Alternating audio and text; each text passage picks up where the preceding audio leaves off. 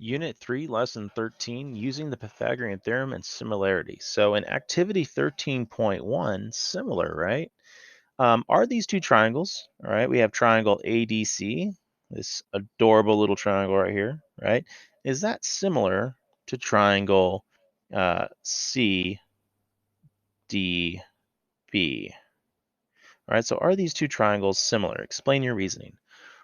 Okay, go ahead and take your time, try to figure that out. All right, so hopefully you paused the video and you attempted to work this out. I'm going to go ahead and say or ask, how can we find that these two triangles are congruent? Now, I know angle triangle similarity could work, right? We do have 53 degrees here, 90 degrees here. Oh, this means that has to be 90 degrees here as well. And just a fun fact, kids, CD here is what we would call the altitude. Okay, it's like the tallest measurement of the height for a tent, for example. We would call that the altitude. Okay. So if you ever hear me say that word, I'm talking about that segment right there. Okay. We have 37 degrees here. So what's this angle here and what's this angle here? I do know that angle A plus angle D plus angle C have to give me the sum of 180 degrees, right? That's the triangle sum theorem, right? So angle A was 53 degrees. Angle D is 90 degrees. And don't know why I wrote angle 90 degrees. I have no idea why I did that. Angle C, we don't know. And that's why we're doing this, right? All right, let's combine like terms, right? That's 143.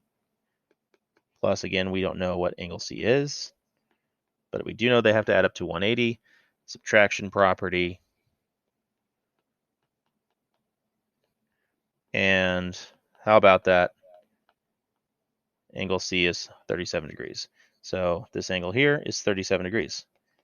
All right, that kind of verifies that this angle over here has to be 53 degrees then.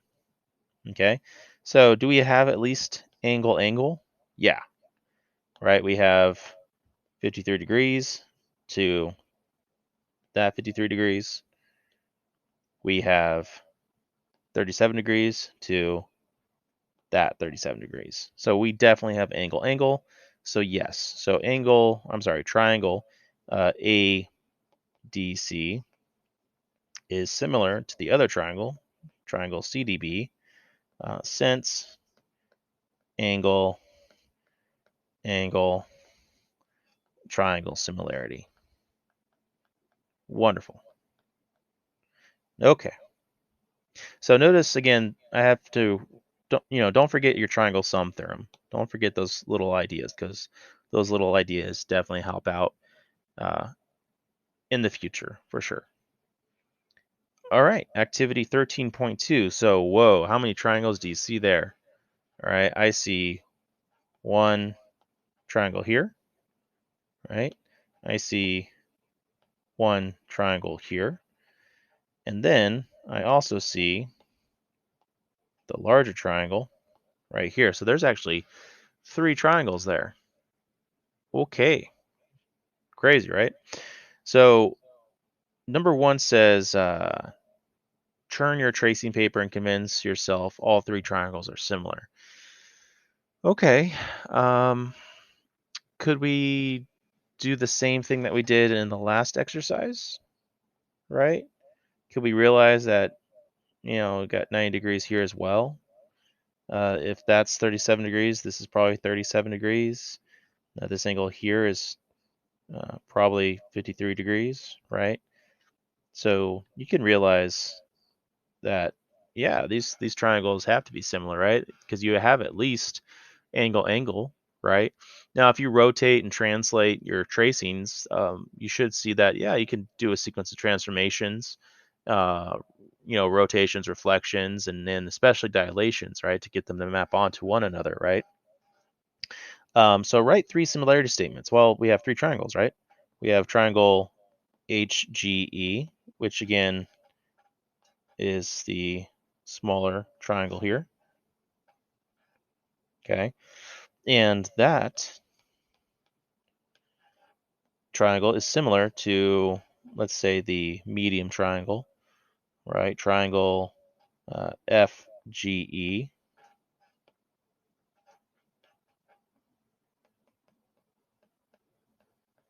right? So we have that triangle, the medium triangle. And then we also have the largest triangle, HFE. So triangle, which is similar to triangle HFE. So all three of these triangles are similar to each other, right? And that's what I basically just noted right there. Determine the scale factor for each pair of triangles. Okay, that's actually several. So we can actually have several scale factors here. So let's start with the smaller triangle here, right? Let me see here. Let me label it HGE.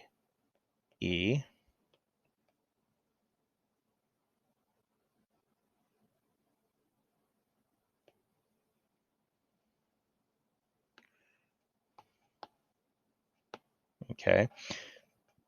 HE is 12, right? Okay. And that's the hypotenuse, right? That's across from the 90 degrees, 90 degree angle, the vertice, right? So HE is definitely the hypotenuse. Let's compare it to the medium triangle. Notice how the medium triangle, that hypotenuse is 16. So right away I'm thinking, well, 12 times what gives me 16, right? GCF of 12 and 16 is 4. There are 4 4s in 16. There are 3 4s in 12. Now, what if you went the other way, right? What if you went 16 times 12? You would realize that you would get 3/4. Notice the relationship, right? So go ahead and do that with the other triangles. But oh, wait, what's the hypotenuse, right? What's the hypotenuse of the larger triangle, right? Because the hypotenuse for the larger triangle is HF. What is HF, right? How do we find HF? Well, do you have the other two sides of a right triangle? So, yep, if you said it, Pythagorean theorem, right? 12 squared plus 16 squared equals HF squared. So let's go ahead and use that. So we have 12 squared plus 16 squared equals HF squared. So let's go ahead and do that. 12 times 12, or 12 squared, is 144. 16 squared, or 16 times 16, is 256. All right. What do you get when you combine those two terms? All right. You get 400. And then, of course, it's still equaling HF squared, right? How do you get rid of the square, right? Square root. And what you do to one side, do to the other. So HF will give you 20. Nice. And it's funny because that's actually one of your questions, I think, in number 4 here. Yeah. Okay, so HF is 20. Good to know. Good to know. Okay, I'm going to go ahead and note that right there. So Pythagorean theorem still has a reason for being. Okay, I know it's what, 7th grade, but it's still so relevant. Okay, don't forget your past. All right, as your history teachers say, right? Don't forget your past. Okay, so we have 20 there. Okay, good. Now we were talking about scale factors, right? So that's why I tried to find the hypotenuse in the first place. So 12 times, right, from the smaller triangle to the larger triangle, 12 times what gives me that 20? And I could reduce, right? Um, there are 5 4s in 20, and there are 3 4s in 12. So scale factor is 3/5 or 5/3 for that. But if I go backwards, right, it's 20 times what? That gives me 12, right? And you realize it's 3/5, right? So I like how it's really just kind of harping on the way to find scale factors. It's a nice little reteach there, right? So go ahead on your own. Go ahead and practice this. 16 times what gives me 20?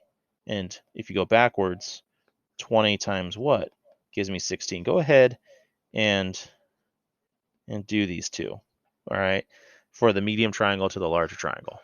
Okay. All right, let's see. Find the lengths of HG and GF. So I'm gonna really clean everything here. All right, I'm gonna basically delete all of this. So make sure you wrote it down or pause the video. And the reason I'm gonna clean this up a bit is because I really want you to just focus on how we can determine the lengths of HG and GF. Now we already found HF, right? That was 20. And we did that by using the good old fashioned Pythagorean theorem, or Pythagorean theorem. How do we find HG? Now, does everybody agree that HG belongs to the smallest of the triangles, right? Do you agree that HG is also the shortest side of the triangle, right? So we're looking for HG, okay? Do you guys agree that HG, or that we can use a proportionality statement? So if you guys remember proportionality statements from a while ago, from last lesson, I'm going to compare or try to use a proportionality statement that can help me find HG without giving me such a headache. The smallest side of the smallest triangle, HG, is to its hypotenuse. Okay, why am I comparing HG to its hypotenuse? Don't we already know the hypotenuse and the shortest side of a triangle already for another triangle? So smallest side to its hypotenuse for the smallest triangle, right? And I'm going to compare it to the smallest side of the largest triangle to its hypotenuse. Do you guys see how I just created a proportionality statement?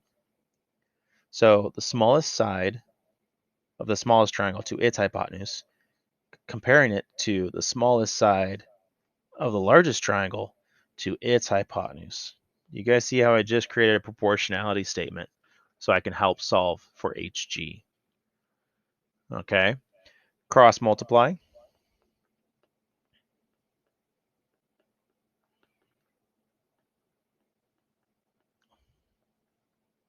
Let's see. 20 times HG equals 12 times 12, which is 144. Let's see, division, right? What you do to one side, do to the other. HG is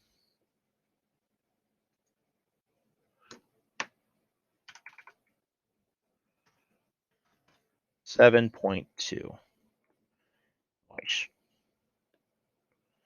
All right, so 7.2. So notice how the proportionality statements, okay, really can save the day. But it's about knowing how to set them up because it is confusing. We have 3 triangles to stare at. We have a lot of parts, right? A lot of moving things going around.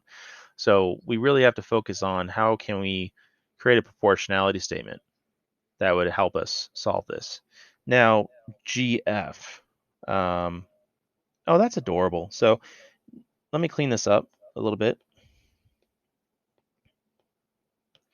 HF is 20.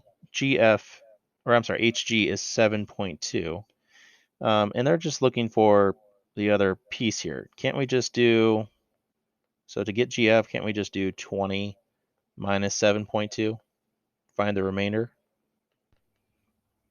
You can, right? What do you guys get? You should get what? 12.8. Okay. So again, we're going to get more practice with the proportionality statements for sure. So don't stress out if you're still like, wait, what? Okay, so again, I think the trickiest part here was definitely finding HG, right? So the smallest leg to its hypotenuse, and then realizing that we can compare that to the smallest leg of the larger triangle to its hypotenuse. And then we just cross multiply and we find our missing piece. Okay. Activity 13.3, more tangled triangles.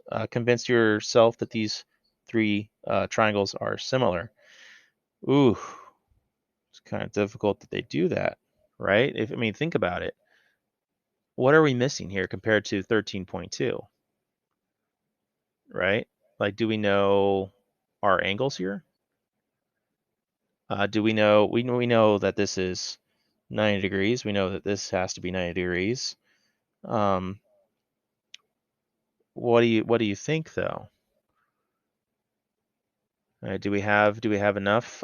We do know that the larger triangle, right, has angle B here, and the medium triangle, right, also shares the same angle B, right? So because of that, we do have angle. Okay, so even though we have three triangles, they do share the same space, right? At least with one another, not all three of them sharing the same space, but you have one or the other sharing that angle at a certain time, right? So yes, they are definitely similar by angle, and we could totally make a similarity statement. Go ahead and do that. All right, so hopefully you realized you have triangle ADC, right? I'm starting with the smallest triangle. That's this adorable one right here, okay? Is similar to, let's do the medium triangle, right? That's triangle BDC. And that should be similar to the largest triangle right here, which is triangle BCA. Okay. All right, so write as many equations about proportional side lengths as you can. Okay, we'll try as best as we can to do this. Let's see here. We got AD, right, is to its hypotenuse, right? So this is number 2. AD is to its hypotenuse, right? And we're going to compare that to, let's see, do you guys agree that AD is the smallest length, right, for its side, for its triangle? So who's the smallest for the largest triangle, right? I'm doing small triangle to large triangle.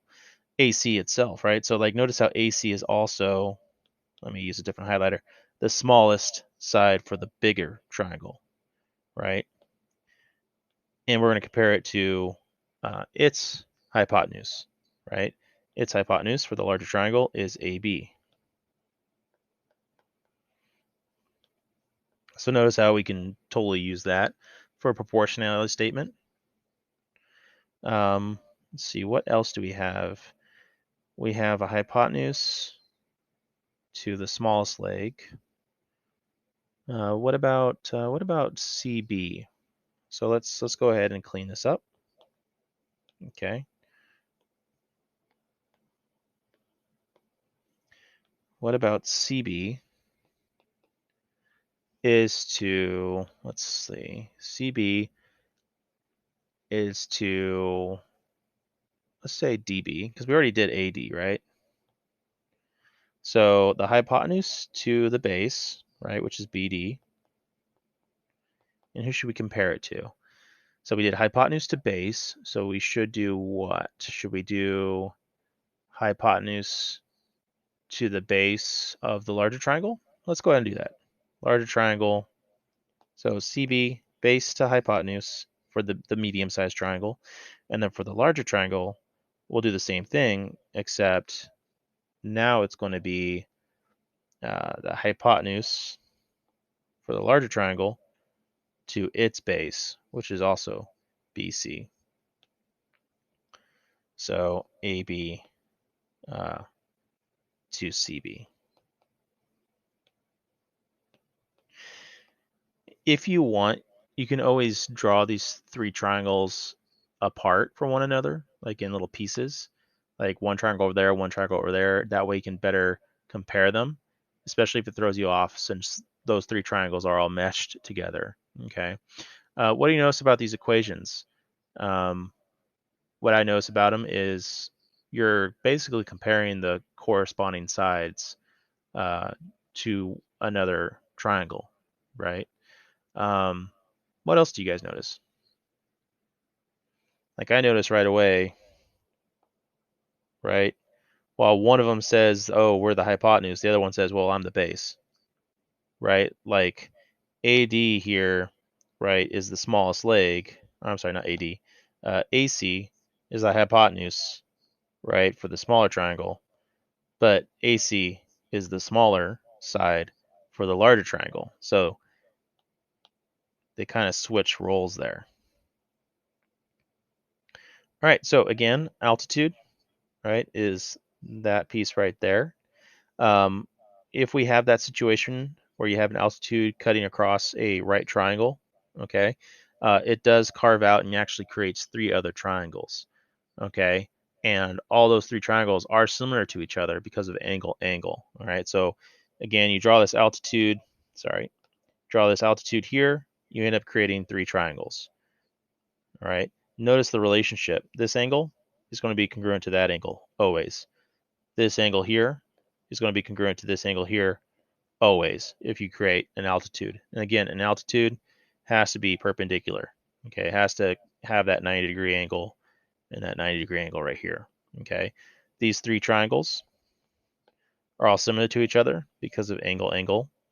Okay, and then using proportionality statements, you would realize that you can actually solve missing pieces by using proportionality statements. Okay, and we'll get more practice with that. All right, have a beautiful day.